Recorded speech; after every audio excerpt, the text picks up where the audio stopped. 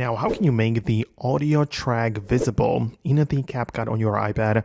Let's get started. If you're new on this channel, most definitely subscribe for more Capcut tutorials and other iPad stuff as well. But essentially, on your iPad, whenever you import your clips into the Capcut, you only see like the video layer.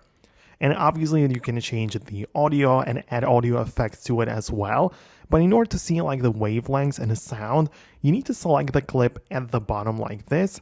Scroll through the available options and click on the extract audio.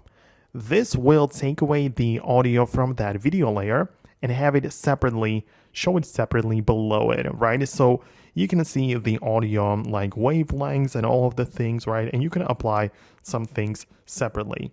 Keep in mind that as we extracted it, it just means that it doesn't really just work together. The audio and video layer are no longer linked.